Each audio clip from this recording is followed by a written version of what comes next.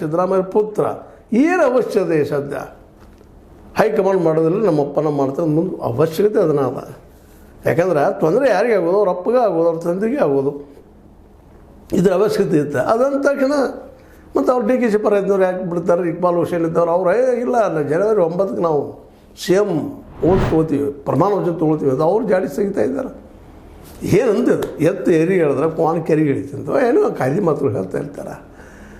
ಅಂದರೆ ಇದರ ಅರ್ಥ ಏನಪ್ಪ ಅಂತಂದ್ರೆ ಇದರಿಂದಾಗಿ ಬೀಳೋದು ಪೆಟ್ಟ ಕಾಂಗ್ರೆಸ್ಸಿಗೆ ಮತ್ತು BJPಗಿರಂತ ಇಷ್ಟು ಅವಕಾಶ ಸಿಕ್ಕರ್ಸಾಗಿ 60-65 ಜನ ಇದ್ದಾರೆ. ಅವರು HD ಕುಮಾರಸ್ವಾಮಿ ಬರಲಿ ಬಿಡಿ ಒಂದು 60-70 ತೊಗೊಂಡು ಹೋದ್ರೆ ಅವ್ರು ಸಪೋರ್ಟ್ ಮಾಡೇ ಮಾಡ್ತಾರೆ. ಒಂದು ವರ್ಷ ಸಪೋರ್ಟ್ ಮಾಡ್ತಾರೆ, ನಂತರ ಕೇಳಿ ಬಿಡ್ತಾರೆ, ನಂತರ ಇಲೆಕ್ಷನ್ಗೆ ಅಂತ ಹೇಳ್ತಾರೆ.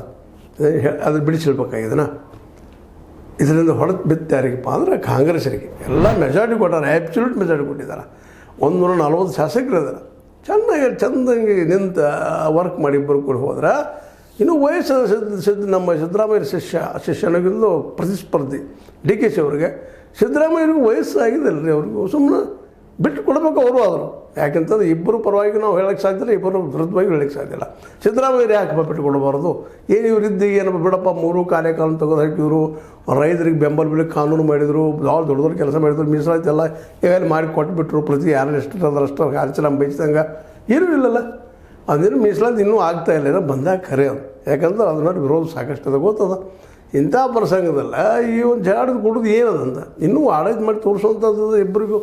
ಆಮೇಲೆ ಕಡೆಗೆ ತಾವು ಹಿಂದೆ ಸರ್ದ DK ಅವ್ರ ಕಡೆಯಿಂದ ಇಂಥ